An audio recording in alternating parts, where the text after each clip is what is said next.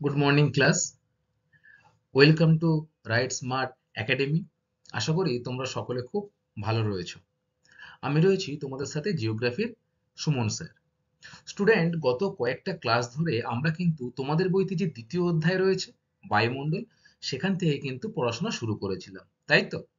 বলতো সেখান থেকে আমরা কোন কোন বিষয় সম্পর্কে জেনেছিলাম? Very good. বায়ুমণ্ডলের ধারণা জেনেছিলাম, বায়ুমণ্ডলের উপাদান জেনেছিলাম, এবং বায়ুমণ্ডলের যে স্তরবিন্যাস রয়েছে সেই অবধি কিন্তু আমরা জেনেছিলাম। তবে আজকের ক্লাসটা কিন্তু তার ঠিক পরেই তোমাদের যে চ্যাপ্টার রয়েছে বায়ুমণ্ডলের তাপ, উষ্ণতা ও বিশ্ব উষ্ণায়ন, এই সম্পর্কে কিন্তু আমরা জানবো। তবে এতগুলো বিষয় একটা ক্লাসে কিন্তু করা সম্ভব নয়, তাই আমি পার্ট 1, 2, 3 তিনটে পার্টে কিন্তু এই বিষয়টা নিয়ে তোমাদের সাথে আলোচনা করব। আজকে পার্ট 1-এ আমি তোমাদের সাথে আলোচনা করব বায়ুমণ্ডলের তাপ, এই বিষয়বস্তুটা নিয়ে। তার আগে গত ক্লাসের পড়া তোমাদের কেমন মনে আছে চলো একটু দেখে নিই। আচ্ছা বলো তো স্টুডেন্ট, যে বায়ুমণ্ডল, এই বায়ুমণ্ডলটা কি? কেউ আমাকে বলো বায়ুমণ্ডল কি? একদমই তাই, ঠিকই বলেছো, যে অদৃশ্য গ্যাসীয় আবরণ, অতি ক্ষুদ্র ধূলিকণা ও জলীয় বাষ্প পৃথিবীকে বেষ্টন করে রয়েছে এবং পৃথিবীকে বেষ্টন করে আবর্তিত হচ্ছে, সেটাকে আমরা বলবো বায়ুমণ্ডল। এবারে এই যে পৃথিবীকে বেষ্টন করে আবর্তন হচ্ছে, এটা কিসের মাধ্যমে হচ্ছে বলতো? ভেরি গুড, মাধ্যাকর্ষণ শক্তির প্রভাবে, তাই না? তাহলে তোমরা কিন্তু ভালোই বলতে পারলে যে বায়ুমণ্ডল কি। আচ্ছা, বায়ুমণ্ডলের বিস্তার, এই বিষয়টাও তোমরা জেনেছিলে। বলতো বায়ুমণ্ডলের ঊর্ধ্বসীমা কত অবধি ধরা হয়? Very good. বায়ুমণ্ডলের ঊর্ধ্বসীমা কিন্তু আমরা ভূপৃষ্ঠ থেকে 10,000 কিলোমিটার পর্যন্ত ধরে থাকি। তবে এই 10,000 কিলোমিটার কিন্তু সঠিক যে মান তা কিন্তু নয়। বিজ্ঞানীরা এটা নিয়ে এখনো গবেষণা করছেন। আমরা আমাদের সুবিধার জন্য কিন্তু 10,000 কিলোমিটার ধরে থাকি। বায়ুমণ্ডলের বিভিন্ন রকম উপাদানও রয়েছে, তোমরা নিশ্চয়ই জেনে গেছো গত ক্লাসে। তাহলে তোমরা আমাকে বলো তো, এই বায়ুমণ্ডলের প্রধান তিনটি উপাদান কি কি মনে আছে? বলো। Very good. নাম্বার ওয়ান কি? যে গ্যাসীয় উপাদান। 2 নম্বর সূক্ষ্ম ধূলিকণা। আচ্ছা, আর 3 নম্বর জলীয় বাষ্প। আচ্ছা, তোমরা যে আমাকে বললে গ্যাসীয় উপাদান, তাহলে বায়ুমণ্ডলে বিভিন্ন রকম গ্যাস রয়েছে। কি কি গ্যাস বলো তো? Very good. অক্সিজেন রয়েছে, নাইট্রোজেন, আর্গন, আর helium, krypton, hydrogen, carbon die oxide, methane, অনেক গ্যাস কিন্তু বায়ুমণ্ডলে রয়েছে। এর মধ্যে তোমরা আমাকে বলবে যে বায়ুমণ্ডলে কোন গ্যাসটি সব থেকে বেশি পরিমাণে রয়েছে? ভেরি গুড, নাইট্রোজেন রয়েছে। তাহলে বলে ফেলো যে কত পার্সেন্ট নাইট্রোজেন রয়েছে 100%-এর মধ্যে? 78.08% কিন্তু আমাদের এই বায়ুমণ্ডলে নাইট্রোজেন রয়েছে। তার ঠিক পরেই কিন্তু রয়েছে অক্সিজেন, তাই না? তোমরা আমাকে বলবে এই যে বায়ুমণ্ডলে অক্সিজেন রয়েছে, সেই অক্সিজেনের পরিমাণ কত? বাহ! খুব ভালো বলেছে যে 20.96% কিন্তু বায়ুমণ্ডলে অক্সিজেন রয়েছে। তাহলে তোমরা বুঝতে পারছো যে আমাদের এই বায়ুমণ্ডলে কিন্তু নাইট্রোজেন ও অক্সিজেন মিলিয়ে প্রায় 99% কিন্তু রয়েছে। বাদবাকি যে গ্যাসগুলো রয়েছে সেগুলো কিন্তু খুবই সামান্য পরিমাণে রয়েছে, তাই না?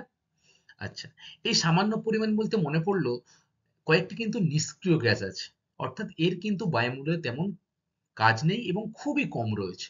সেই নিষ্ক্রিয় গ্যাসগুলি কি কি বলতো? Very good. Neon, helium, xenon আর ক্রিপ্টন, এই যে চারটি বায়ু মণ্ডলে কিন্তু এই চারটি গ্যাস খুবই অল্প পরিমাণে রয়েছে, যার জন্য আমরা কিন্তু একে কি বলে থাকি? নিষ্ক্রিয় গ্যাস, তাই তো? আচ্ছা, তোমরা আমাকে বলো তো যে অ্যারোসল কি? মনে আছে অ্যারোসল কি? Very good. বায়ুমণ্ডলে যে বায়বীয় কণা রয়েছে, ধূলিকণা অর্থাৎ যেগুলোকে বলছি আমরা, সেই বায়বীয় কণাকে কিন্তু বলা হয় অ্যারোসল। আচ্ছা, বায়ুমণ্ডলের স্তরবিন্যাস সম্পর্কেও তোমরা গত ক্লাসে বিস্তারিত জেনেছিলে। বলতো এই উপাদানের ভিত্তিতে বায়ুমণ্ডলকে কয় ভাগে ভাগ করা যায়? 2 ভাগে ভাগ করা যায়। Very good. কি কি? হোমোস্ফিয়ার আর হেটেরোস্ফিয়ার, যার বাংলা অর্থ কি বলতো? সমমণ্ডল আর বিষমমণ্ডল, তাই তো? আচ্ছা, ভেরি গুড। এবারে এটা কিন্তু হলো উপাদান এর ভিত্তিতে। স্তরবিন্যাস দুটি প্রধান ভাগে ভাগ করছি আমরা। কিন্তু যদি বলে যে উষ্ণতার তারতম্যের ভিত্তিতে বায়ুমণ্ডলকে কয় ভাগে ভাগ করা যায়, তখন তোমরা কটা ভাগ বলবে? 6টি ভাগ। Very good. তাহলে উষ্ণতার তারতম্য অনুযায়ী কিন্তু আমরা সরি আমরা বায়ুমণ্ডলকে 6টি ভাগে ভাগ করছি। সেই 6টি ভাগ কি কি বলতো? Troposphere number 1, number 2 stratosphere, number 3 mesosphere, number 4 thermosphere বা আয়নোস্ফিয়ার, নাম্বার 5 বলো এক্সোস্ফিয়ার, এবং যেটা লাস্ট যে স্তরটি রয়েছে তার নাম কিন্তু হলো ম্যাগনেটোস্ফিয়ার। তাহলে তোমরা এই 6টি বায়ুমণ্ডলের স্তর বিন্যাস সম্পর্কে জেনেছিলে গত ক্লাসে। তোমরা আমাকে এখন বলবে যে বায়ুমণ্ডলে এই যে প্রথম যে স্তরটি ট্রপোস্ফিয়ার, এই ট্রপোস্ফিয়ারের উচ্চতা কত? কত উচ্চতা অবধি একে আমরা ট্রপোস্ফিয়ার ধরে থাকি? Very good. নিরক্ষীয় অঞ্চলে কত? ভূপৃষ্ঠ থেকে 18 কিমি, তাই না? এবং যত মেরুর দিকে যাব তত কিন্তু এর উচ্চতা কমতে থাকবে। কত হবে? 8 কিলোমিটার। তাহলে ট্রপোস্ফিয়ারের উচ্চতা যদি তোমাদের পরীক্ষায় প্রশ্ন আসে, তোমরা কি লিখবে? নিরক্ষীয় অঞ্চলে এর উচ্চতা 18 কিমি এবং মেরুর দিকে কিন্তু এর উচ্চতা প্রায় 8 কিমি। ট্রপোস্ফিয়ারকে কিন্তু বলা হয় ক্ষুব্ধমণ্ডল, বলা হয় তো। তোমরা আমাকে বলবে কেন ক্ষুব্ধমণ্ডল বলা হয় এই ট্রপোস্ফিয়ারকে? বলো কেন বলা হয়? Very good. কারণ এই যে জলীয় বাষ্প থেকে মেঘ সৃষ্টি, ঝড় ঝঞ্ঝা, প্রাকৃতিক যে বিপর্যয়গুলো সেগুলো কিন্তু এই ট্রপোস্ফিয়ারেই স্তরে হয়ে থাকে। প্রায় সময় এই স্তর অশান্ত থাকে, তাই এই স্তরের আরেক নাম কিন্তু হলো ক্ষুব্ধমণ্ডল। আচ্ছা, ক্ষুব্ধমণ্ডল সম্পর্কে তোমরা তো জেনেছিলে, তেমনি জেনেছিলে কিন্তু শান্তমণ্ডল সম্পর্কে। বলতো কোন স্তরকে শান্তমণ্ডল স্তর বলা হয়? স্ট্র্যাটোস্ফিয়ারকে। কেন? কারণ এখানে কিন্তু সর্বদা একটা শান্ত ভাব বিরাজ করে, অর্থাৎ মেঘ ঝড় ঝঞ্ঝা বৃষ্টি এগুলো কিন্তু এই স্তরে হয় না, তাই এটিকে আমরা কি বলবো? শান্তমণ্ডল। আচ্ছা, এবারে যেহেতু এটি শান্তমণ্ডল সেহেতু এখান থেকে কিন্তু জেট প্লেন রয়েছে, সেই জেট প্লেন কিন্তু এই স্তরে চলাচল করে। স্টুডেন্ট, তোমাদের মনে আছে এই যে ট্রপোস্ফিয়ার আর স্ট্র্যাটোস্ফিয়ার এর মাঝখানে কিন্তু একটা সীমারেখা রয়েছে যাকে এই দুটি ভাগ করেছে, তার নাম কি? Very good. তার নাম কিন্তু হলো ট্রপোপোজ, তাই তো? আচ্ছা, এরপর স্টুডেন্ট বলতো যে আহ, তোমরা এক্সোস্ফিয়ার সম্পর্কে পড়েছিলে, পড়েছিলে তো? আর কি পড়েছিলে? ম্যাগনেটোস্ফিয়ার এবং থার্মোস্ফিয়ার ও আয়নোস্ফিয়ার, এই তিনটি লাস্ট যে আহ, বায়ুমণ্ডলের স্তর রয়েছে এই তিনটি কিন্তু আমরা গত ক্লাসে পড়েছি। তোমরা আমাকে এখন বলবে যে বেতার তরঙ্গ কোন স্তরের মধ্য দিয়ে প্রতিফলিত হয়? বলো। Very good. থার্মোস্ফিয়ার বা আয়নোস্ফিয়ারের কিন্তু মধ্যে দিয়ে এই বেতার তরঙ্গটি প্রতিফলিত হয়, তাই তো? আচ্ছা, আহ, দেখো স্টুডেন্ট, ম্যাগনেটোস্ফিয়ারে কিন্তু চৌম্বক ক্ষেত্রটা যথেষ্ট বেশি থাকে, তাই না? তাই তো? তাই তার নাম অনুসারে কি হয়েছে যে ম্যাগনেটোস্ফিয়ার, এবং এটি কিন্তু বায়ুমণ্ডলের ঊর্ধ্বতম স্তর। অর্থাৎ এর স্তর বিন্যাসটা কত কিমি বলতো? Very good. 750 থেকে যে লাস্ট যে বায়ুমণ্ডলের স্তরটা আমরা ধরি 10,000 কিমি, সেই পর্যন্ত স্তর কিন্তু হলো এই ম্যাগনেটোস্ফিয়ার। আচ্ছা স্টুডেন্ট, তোমরা ওজোন স্তর সম্পর্কেও কিন্তু গত ক্লাসে জেনেছিলে, তাই না? বলতো এই ওজোন স্তর বায়ুমণ্ডলের কোন উষ্ণতার তারতম্য অনুযায়ী স্তর বিন্যাস হয়েছে, কোন স্তরে লক্ষ্য করা যায় ওজোন? স্ট্র্যাটোস্ফিয়ারে। Very good. আচ্ছা, তোমরা আমাকে বলবে যে ওজোন গহ্বর কি? বলো।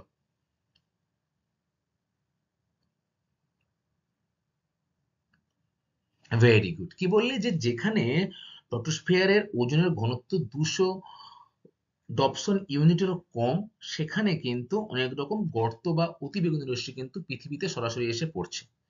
ফলে যে গর্ত বা গহ্বরের সৃষ্টি হচ্ছে সেটাকে আমরা কি বলবো? ওজোন হোল বা ওজোন গহ্বর, তাই তো? তাহলে তোমরা বুঝতেই পারছো যে ওজোন গহ্বর কিন্তু বিভিন্ন কারণেও সৃষ্টি হতে পারে। মানুষের জন্য বেশি কিন্তু সব থেকে ওজোন গ্যাস আজ ধ্বংসের মুখে, তাই না? তাহলে কোন গ্যাসগুলোকে আমরা ওজোন গ্যাস বলবো বলতো? তোমাদের মনে আছে যে কোন গ্যাসগুলোকে ওজোন গ্যাস বলা হয়, অর্থাৎ ওজোন স্তরের ক্ষতি করে কোন গ্যাসগুলি? ভেরি গুড, সিএফসি বা ক্লোরোফ্লোরোকার্বন, হেলান, তারপরে methane, nitrous oxide, methyl bromide, এগুলি কিন্তু সবই ওজোন স্তরকে বর্তমানে ক্ষতি করছে, যার প্রভাব কিন্তু কিসে কিসে পড়ছে? জলবায়ুর উপরে পড়ছে, মানুষের উপরে পড়ছে, এবং উদ্ভিদ যে প্রাণী জগৎ রয়েছে সমস্ত জগতের উপরে কিন্তু এই ওজোন স্তরের যে ক্ষতিকর প্রভাব সেটি কিন্তু পড়ছে। তাই তো? তাহলে গত ক্লাসে আমরা এই অবধি আলোচনা করেছিলাম। তোমাদের গত ক্লাসের পড়া অনেকের খুব ভালো মনে রয়েছে। থ্যাংক ইউ সবাইকে। আজকের এবারে আমরা বায়ুমণ্ডলের যে তাপ, যে চ্যাপ্টারটা রয়েছে, সেই বায়ুমণ্ডলের তাপ সম্পর্কে কিন্তু আমরা বিস্তারিত জানব। ঠিক আছে, চলো তাহলে আজকে ক্লাসটা শুরু করি।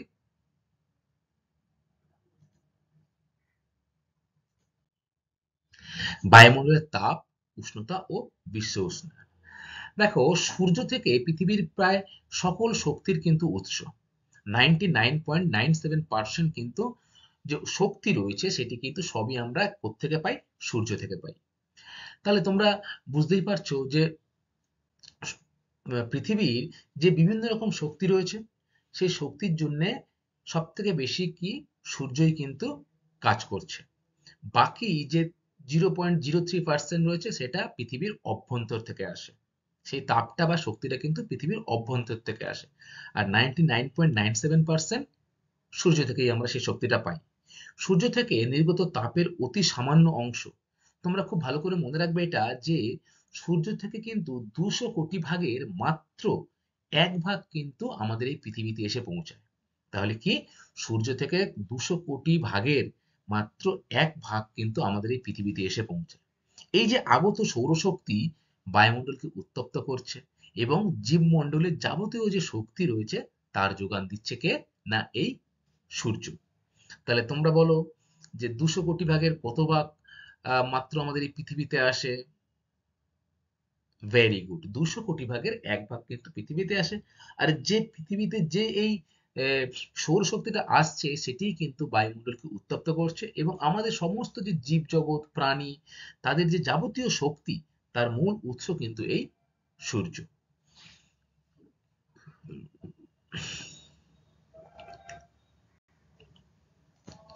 আচ্ছা, এরপরে রয়েছে দেখো স্টুডেন্ট, ইনসুলেশন।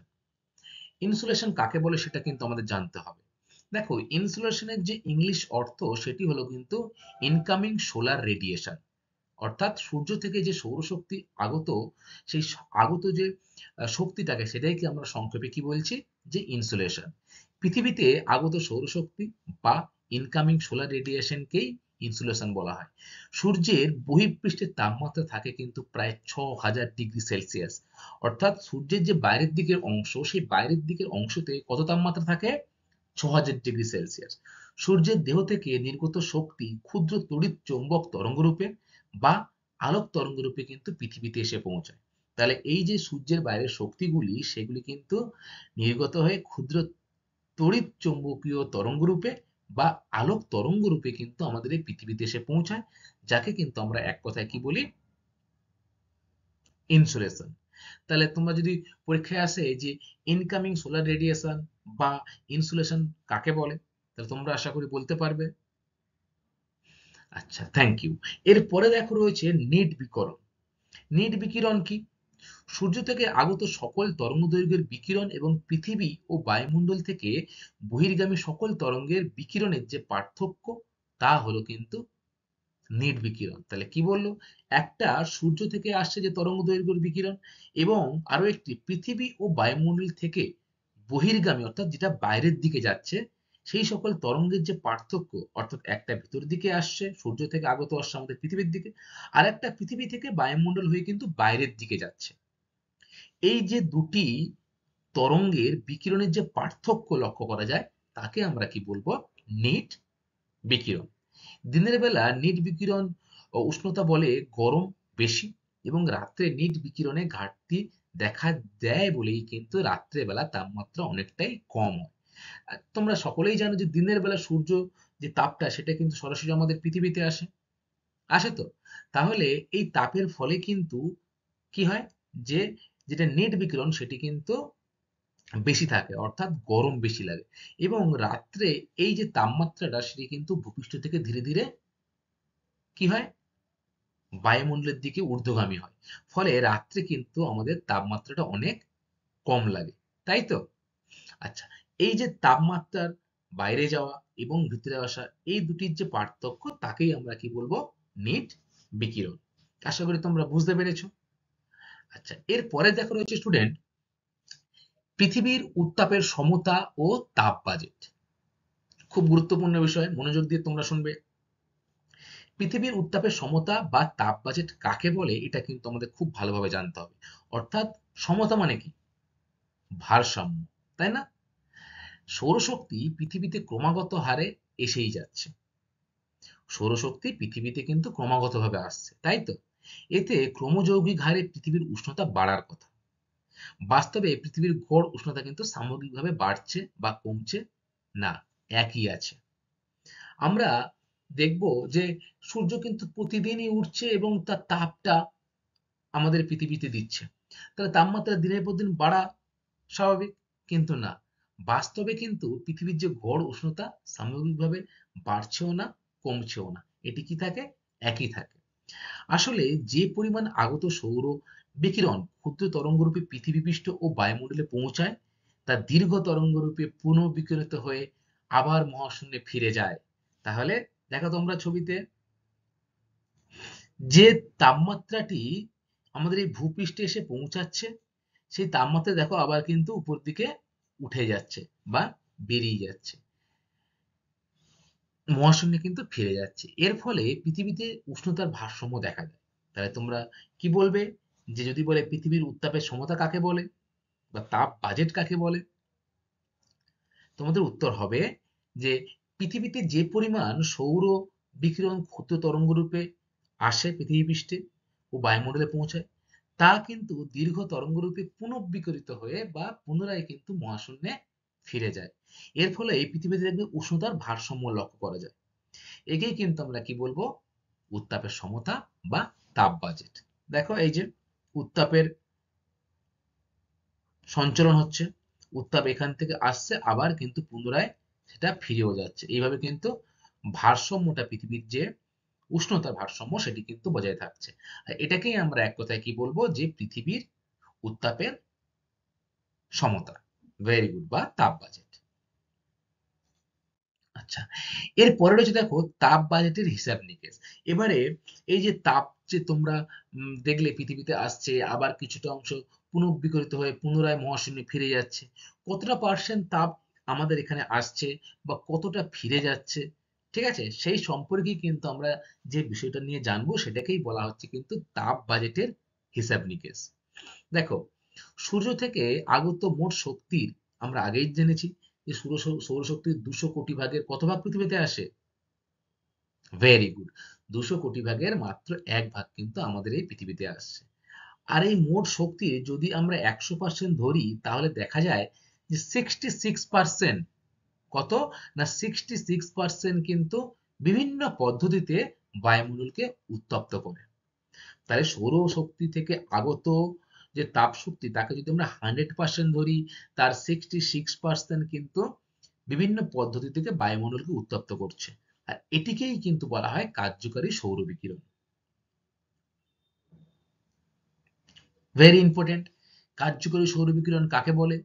যদি তোমাদের পরীক্ষা দেয় তখন তোমরা কি বলবে, যে পৃথিবীতে যে 66% সৌরশক্তি আসছে 100%-এর, তার বিভিন্ন পদ্ধতিতে কিন্তু সে বায়ুমণ্ডলকে উত্তপ্ত করে চলেছে। এটিই হলো কার্যকরী সৌর বিকিরণ। এর দ্বারা পৃথিবী ও বায়ুমণ্ডল কিন্তু উত্তপ্ত হয়। এরপরে রয়েছে দেখো, তাহলে যদি এখানে 66% 100 ভাগের আসে, তাহলে পড়ে থাকে কত পার্সেন্ট আর, 34%, তাই না? আচ্ছা, এই যে 66% এর মধ্যে আবার 15% বায়ুমণ্ডল, 3% মেঘ, আর 48% কিন্তু ভূপৃষ্ঠ দ্বারা শোষিত হয়। ধরো এই সূর্য, সূর্য থেকে বায়ুমণ্ডলের মধ্যে দিয়েই আসছে এই তাপটা, তাহলে এই বায়ুমণ্ডলে কিন্তু 50% শোষণ হয়ে যাচ্ছে, ঠিক আছে, 3% কিন্তু আবার মেঘে শোষণ হচ্ছে, এবং যখন আমাদের এই ভূপৃষ্ঠ অর্থাৎ পৃথিবীর যে মাটিতে এসে পৌঁছাচ্ছে তখন কিন্তু 48% আসছে, যেটা ভূপৃষ্ঠকে সরাসরি উত্তপ্ত করে তুলেছে। এটাই কিন্তু হলো সৌর বিকিরণ। এবারে বাদ বাকি যে 34% রয়েছে সেটি বিভিন্ন মাধ্যমে প্রতিফলিত ও বিচ্ছুরিত হয়ে কিন্তু পুনরায় মহাশূন্যে ফিরে যায়। তাহলে কি 66% এর মধ্যে যে 34% ছিল সেটা কিন্তু বিভিন্ন পদ্ধতিতে ভূপৃষ্ঠে নামার আগে কিন্তু প্রতিফলিত হয়ে আবার মহাশূন্যে ফিরে যায়। কি কি পদ্ধতিতে? দেখো, সেটা মেঘ দ্বারা 25%, মহাকাশে বিচ্ছুরিত হয়ে 6% এবং ভূপৃষ্ঠ দ্বারা প্রতিফলিত হয়ে কিন্তু 3% প্রতিফলিত ও বিচ্ছুরিত হয়ে কিন্তু পুনরায় মহাশূন্যে ফিরে যায়। ইহা বায়ুমণ্ডলকে উত্তপ্ত করতে পারে না বলে এটি হলো নিষ্ক্রিয় সৌরতাপ। তাহলে নিষ্ক্রিয় সৌরতাপ আর কার্যকরী সৌরকিরণ তোমরা বুঝতে পারলে আশা করি। 34% কিন্তু হলো নিষ্ক্রিয় সৌরতাপ এবং 66% হলো কিন্তু কি কার্যকরী সৌরকিরণ, তাই তো? আচ্ছা, একেই পৃথিবীর অ্যালবেডো বলে। দেখো, এই যে অ্যালবেডো ফিরে যাচ্ছে, তোমরা ছবিটা দেখো ডান দিকে। সূর্য থেকে আগত যে তাপ শক্তি সে কিন্তু ভূপৃষ্ঠ থেকে কিন্তু মাত্র 2% উত্তপ্ত করছে। তারপর দেখো মেঘ থেকে আবার পুনরায় ফিরে যাচ্ছে, বায়ুমণ্ডল থেকে পুনরায় ফিরে যাচ্ছে। এইভাবেই কিন্তু সে ফিরে যায় কত পার্সেন্ট না 34%। আর একেই আমরা কি বলবো নিষ্ক্রিয় সৌরতাপ বা পৃথিবীর অ্যালবেডো।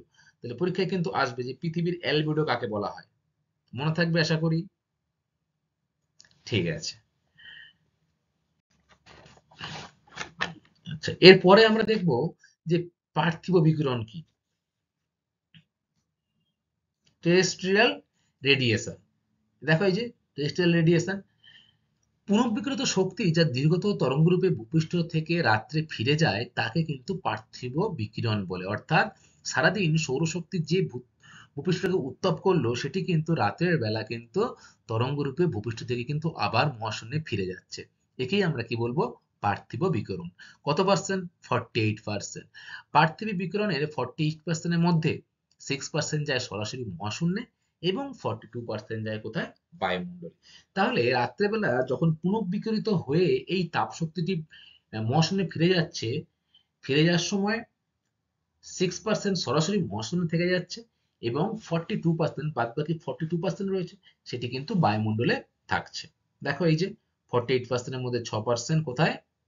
না বায়ু এই মহাশূন্য, অর্থাৎ এই মহাবিশ্বে ফিরে যাচ্ছে। ঠিক আছে? আর 42% কিন্তু আমাদের চারিদিকে যে বায়ুমণ্ডল রয়েছে সেখানে থাকছে। পার্থিব বিকিরণে যে শক্তি বায়ুমণ্ডলে প্রবেশ করলো তা আবার মহাশূন্যে ফিরে যায়। তাহলে কি হচ্ছে? এই যে পার্থিব বিকিরণের ফলে দেখলাম না আমরা যে 42% বায়ুমণ্ডলে থাকছে, সেই বায়ুমণ্ডলে প্রবেশ করার পর এই শক্তি কিন্তু পুনরায় আবার কোথায় ফিরে যায়? মহাকাশে ফিরে যায় বা মহাশূন্যে ফিরে যায়। এভাবে এই পৃথিবীর তাপের সমতা কিন্তু রক্ষা হয়, যেটাকে আমরা কি বলি? তাপের সমতা বা তাপ বাজেট, তাই না? তাহলে এভাবেই পৃথিবীর তাপের সমতা রক্ষা হয়। তোমরা পাশের ছবিটা আশা করি দেখেছো, বুঝতে পারছো ছবিটা দেখে যে পরিমাণ তাপ শক্তি আসছে তার কিন্তু কিছুটা কিছুটা অংশ দেখো 6% সরাসরি কোথায় যাচ্ছে? মহাকাশে ফিরে যাচ্ছে এবং বায়ুমণ্ডলে কিন্তু 42% থেকে যাচ্ছে। ঠিক আছে?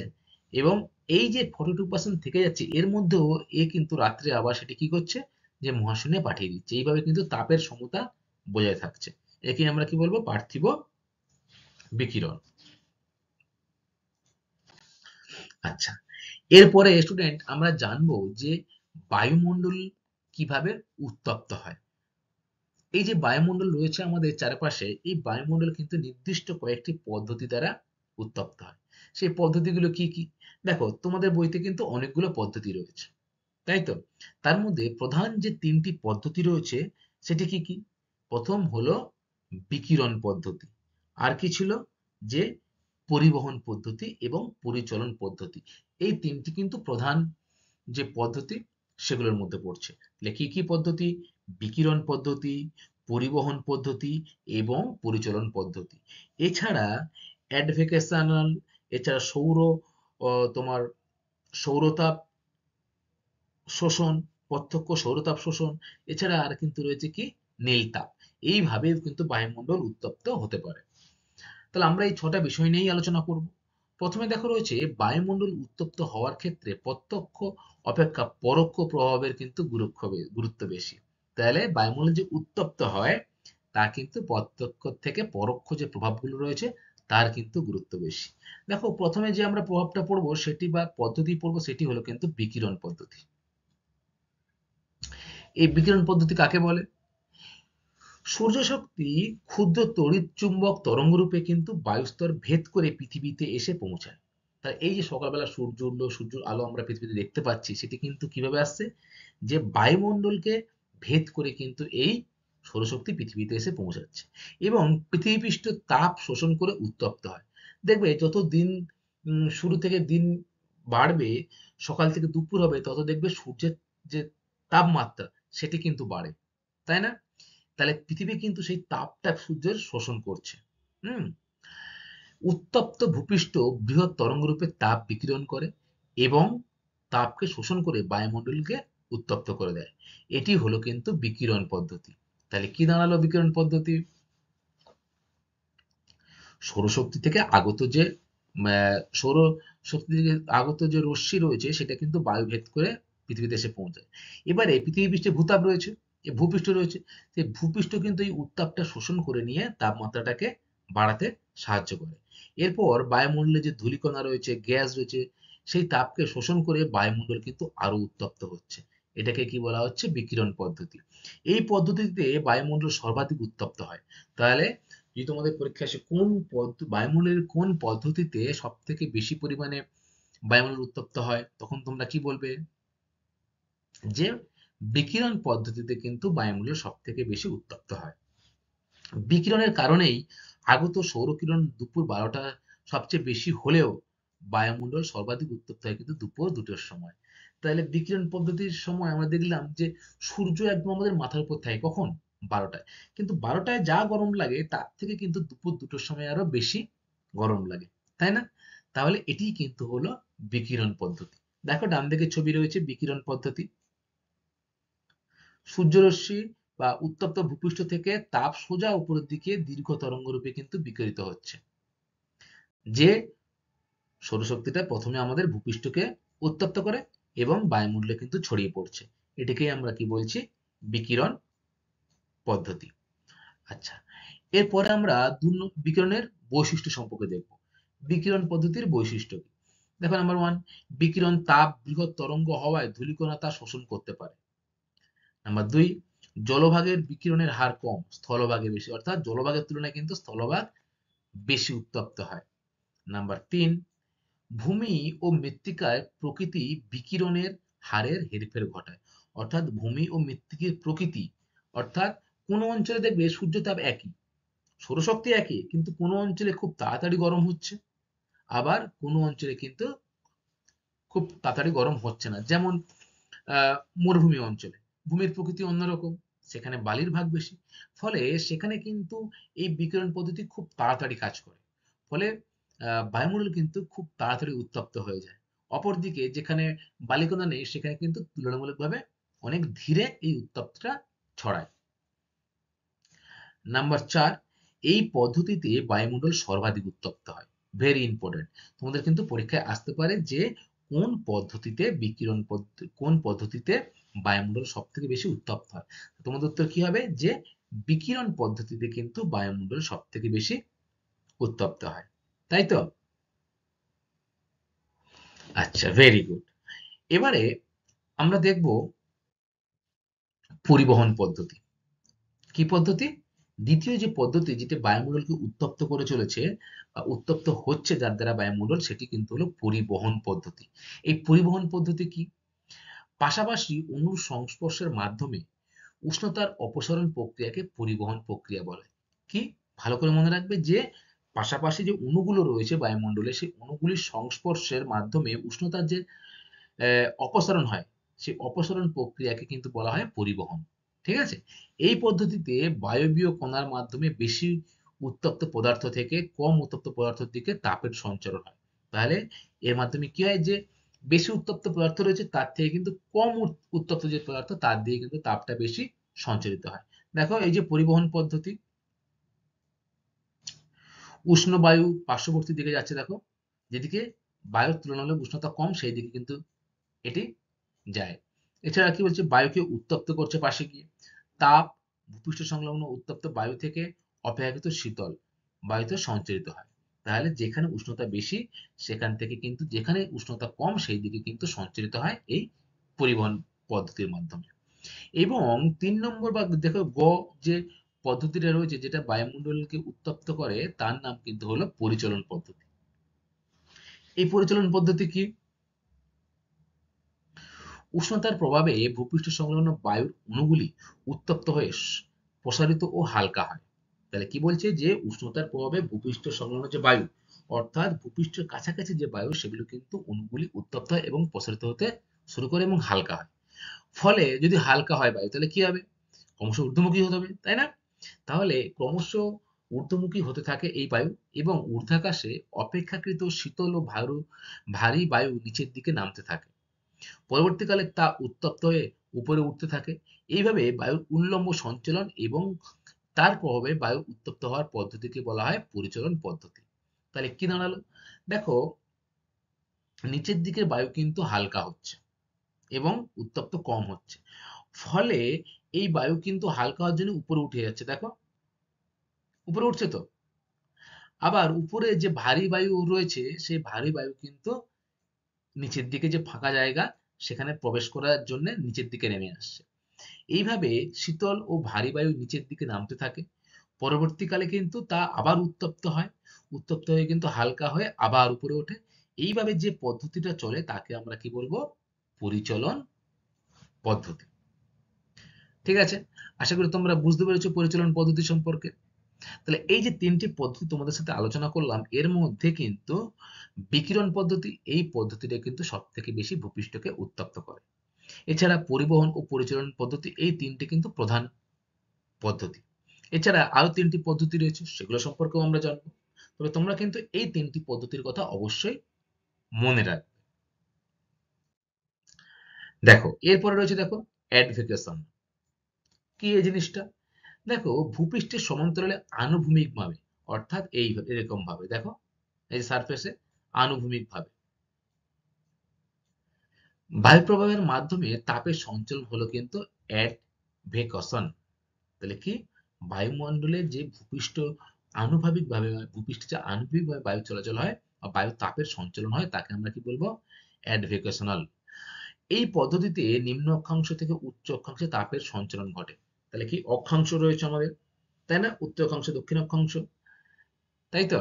তাহলে এইভাবে কিন্তু তাপের সঞ্চালন ঘটে কি নিম্ন অক্ষাংশ থেকে উচ্চ অক্ষাংশের দিকে। আচ্ছা, এরপরে রয়েছে দেখো ৫ নম্বর বা ক্ষীয় যেটা রয়েছে প্রত্যক্ষ সৌরতাপ শোষণ। সেটা কি? এই প্রত্যক্ষ সৌরতাপ শোষণটা কি? আগেগুলো যেগুলো সেগুলো তো পরোক্ষভাবেই এবং পরোক্ষভাবেই কিন্তু বায়ুমণ্ডলে বেশি উত্তপ্ত হয়। কিন্তু প্রত্যক্ষ যে সৌরতাপ সেটা দেখো বায়ুমণ্ডলের ধূলিকণা, জলীয় বাষ্প, কার্বন ডাই অক্সাইড প্রভৃতি আগত সৌরশক্তিকে কিন্তু সরাসরি শোষণ করে বায়ুমণ্ডলকে উত্তপ্ত করে। তাহলে তোমরা পড়ার সময় কিন্তু দুটি জিনিস লক্ষ্য করেছিলে যে প্রত্যক্ষ আর পরোক্ষ। পরোক্ষভাবেই কিন্তু বায়ুমণ্ডল বেশি উত্তপ্ত হয়। কিন্তু প্রত্যক্ষ কারণ কোনগুলি? যে বায়ুমণ্ডলের ধূলিকণা, জলীয় বাষ্প, কার্বন ডাই অক্সাইড প্রভৃতি কিন্তু এই যে সূর্য থেকে আগত যে শক্তি সেটা কিন্তু সরাসরি বায়ুমণ্ডলকে উত্তপ্ত করছে। আর এটাকেই আমরা বলছি কিন্তু প্রত্যক্ষ সৌরতাপ শোষণ। তাহলে তোমরা অ্যাডভোকেশনাল সম্পর্কে জানলে এবং কি জানলে যে প্রত্যক্ষ সৌরতাপ শোষণ। এরপরে লাস্ট যে অংশটা রয়েছে সেটি কিন্তু হলো নীলতাপ। নীলতাপ কি? ঘনীভবনের সময় জলীয় বাষ্প নীলতাপ ত্যাগ করে ঊর্ধ্বাকাশে উষ্ণতা বাড়ায়। তাহলে আমরা জানি জলীয় বাষ্প থেকে যখন মেঘ সৃষ্টি হয় তার আগে কিন্তু ঘনীভবন প্রক্রিয়া চলে। তাহলে ঘনীভবনের সময় কি হয়? জলীয় বাষ্প কিন্তু নীলতাপ ত্যাগ করে দেয়। ফলে ঊর্ধ্বাকাশে ঘনীভবনটা কোথায় হয়? ঊর্ধ্বাকাশেই হয়। ঊর্ধ্বাকাশে এই নীলতাপ ত্যাগ করার ফলে কিন্তু সেখানে উষ্ণতা কিন্তু হঠাৎ করে বেড়ে যায়। আর একেই আমরা কি বলবো? নীলতাপ। আচ্ছা, এই যে প্রক্রিয়াগুলো গেল এইগুলো ছাড়াও কিন্তু আরো কয়েকটি প্রক্রিয়া রয়েছে যা বায়ুমণ্ডলকে খুব সামান্য উত্তপ্ত করে বা তেমন উত্তপ্ত করে না। ঠিক আছে? সেই কারণগুলো কি কি?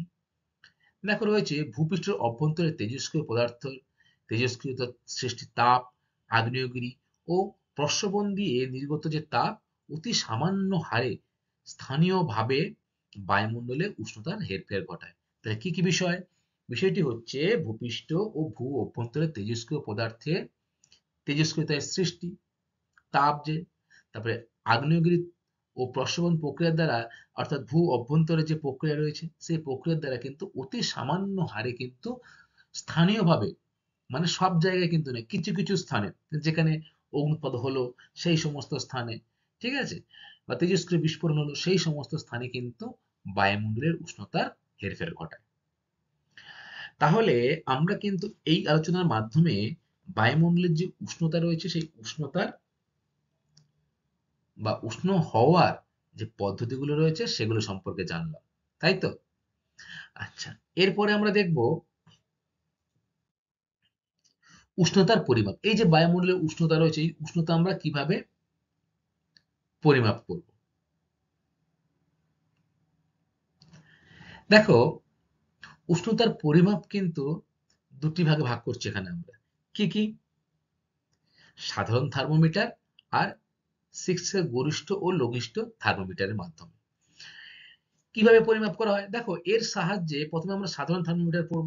এর সাহায্যে যে কোনো সময়ে পৃথিবীর যে কোনো স্থানের উষ্ণতা পরিমাপ করা যায়।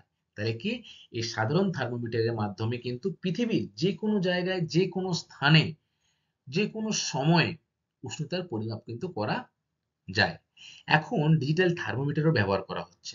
সবকিছু এখন ডিজিটাল চলে এসছে প্রায়, তাই বর্তমানে কিন্তু ডিজিটাল যে থার্মোমিটার সেটাও ব্যবহার করা হচ্ছে। দেখো, এই যে সাধারণ ও ডিজিটাল ডিজিটাল থার্মোমিটার, দেখো ডিজিটাল, তাই না?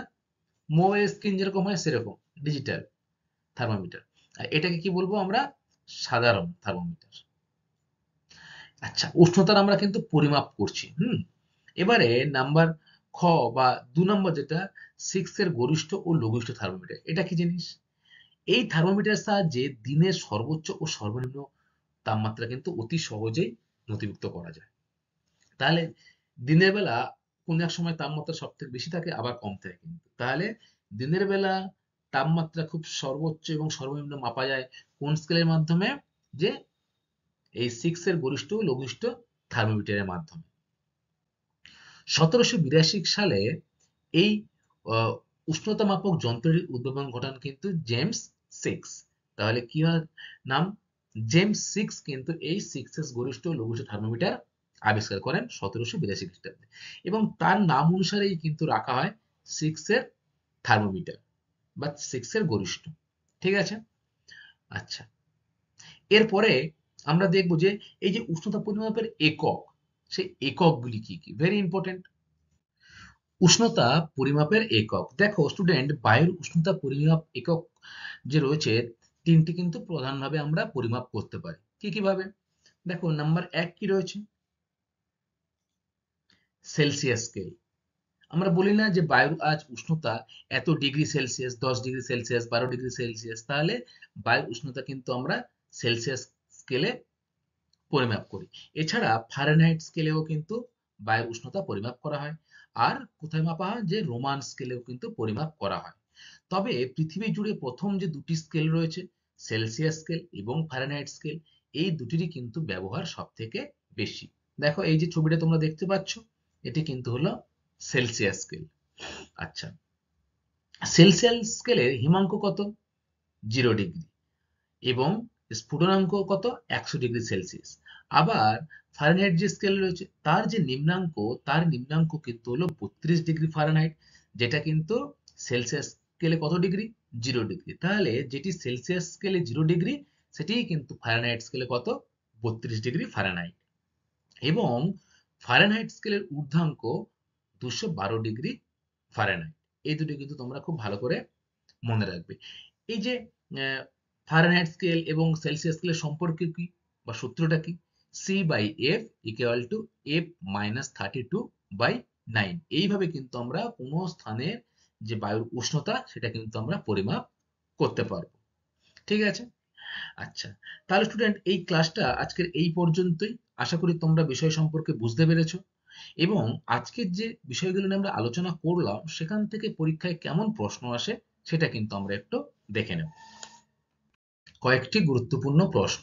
দেখো, ১ নম্বর যে প্রশ্নটা রয়েছে সেটি হলো যে 200 কোটি ভাগের কত ভাগ মাত্র পৃথিবীতে এসে পৌঁছায় সৌরশক্তি? বলো। ভেরি গুড, 200 কোটি ভাগের মাত্র 1 ভাগ কিন্তু আসে, তাই না? ইনসুলেশন কাকে বলে? নাম্বার 2। এক হলো, 2 নম্বর হচ্ছে ইনসুলেশন কাকে বলে? বলো তো ইনসুলেশন কাকে বলে? ভেরি গুড, পৃথিবীতে আগত যে সৌরশক্তি বা ইনকামিং সোলার রেডিয়েশন তাকেই কিন্তু আমরা সংক্ষেপে কি বলবো? ইনসুলেশন, তাই তো? আচ্ছা, নাম্বার 3, উত্তাপের সমতা বা তাপ বাজেট কাকে বলে? দেখো স্টুডেন্ট, তাপ বাজেট কাকে বলবো? যে পরিমাণ আগত সৌরশক্তির ক্ষুদ্র তরঙ্গরূপে পৃথিবী পৃষ্ঠে আসে এবং বায়ুমণ্ডলে এসে পৌঁছায়, তা কিন্তু আবার দীর্ঘ তরঙ্গরূপে পুনঃবিকিরিত হয়ে কিন্তু মহাশূন্যে ফিরে যায়। একেই কিন্তু আমরা বলবো উত্তাপের সমতা বা তাপ বাজেট। অর্থাৎ আহ, যে ভারসাম্য সেটি কিন্তু বজায় থাকছে, তাই না? আচ্ছা, নাম্বার 4, নিষ্ক্রিয় সৌরশক্তি বা পৃথিবীর অ্যালবেডো কাকে বলে? আমরা জানি যে সৌরশক্তি থেকে আগত যে 100% রশ্মি, তার মধ্যে 66% কি রশ্মি? সক্রিয় সৌরপর্দা, তাই তো? এবং বাকি যে 34% সেটি কিন্তু হলো নিষ্ক্রিয় সৌরতাপ। কেন নিষ্ক্রিয় সৌরতাপ বা অ্যালবেডো বলা হয়? দেখো, এই যে বাকি 34% বিভিন্ন মাধ্যম রয়েছে, যেমন মেঘ রয়েছে, মহাকাশ এবং ভূপৃষ্ঠ থেকে বিচ্ছুরিত হয়ে বা প্রতিফলিত হয়ে কিন্তু পুনরায় মহাশূন্যে ফিরে যায়। অর্থাৎ এই তাপটা কিন্তু ভূপৃষ্ঠকে উত্তপ্ত করতে পারে না, তাই একে কিন্তু বলা হয় নিষ্ক্রিয় সৌরতাপ বা পৃথিবীর অ্যালবেডো। নাম্বার 5, বায়ুমণ্ডলে উত্তপ্ত হওয়ার পদ্ধতিগুলি কি কি? শুধু পদ্ধতিগুলো বলো তো কি কি? ভেরি গুড, বিকিরণ পদ্ধতি, পরিবহন পদ্ধতি, পরিচলন পদ্ধতি, প্রত্যক্ষ সৌর তাপ শোষণ পদ্ধতি, লিন তাপ, এইগুলো কিন্তু হলো বায়ুমণ্ডলের উত্তপ্ত হওয়ার পদ্ধতিসমূহ। নাম্বার 6, উষ্ণতার পরিমাপের এককগুলি কি কি? বলো। উষ্ণতার পরিমাপের একক মূলত 3টি একক রয়েছে। সেলসিয়াস স্কেল, নাম্বার 2 কি? Fahrenheit scale, very good. আর নাম্বার 3 কিন্তু হলো রোমান স্কেল, তাই তো? তবে সমগ্র পৃথিবীতে কিন্তু সেলসিয়াস স্কেল এবং ফারেনহাইট স্কেল এই দুটির মাধ্যমেই কিন্তু উষ্ণতা পরিমাপ করা হয়ে থাকে। নাম্বার 7, তোমরা বলবে ফারেনহাইট স্কেলের নিম্নাঙ্ক কত এবং ঊর্ধ্বাঙ্ক কত? বলো। ভেরি গুড, নিম্নাঙ্ক হলো 32 ডিগ্রি ফারেনহাইট এবং ফারেনহাইট স্কেলের ঊর্ধ্বাঙ্ক কত? যে 212 ডিগ্রি ফারেনহাইট, তাই তো? আচ্ছা, ঠিক আছে স্টুডেন্ট, আজকের ক্লাসটা এই পর্যন্তই। এর পরবর্তী ক্লাসে আমি তোমাদের সাথে বায়ুমণ্ডলের যে উষ্ণতার তারতম্য, এই বায়ুমণ্ডলের উষ্ণতার তারতম্য কেন হয় তার কারণ সমূহ নিয়ে কিন্তু আলোচনা করব। Thank you class.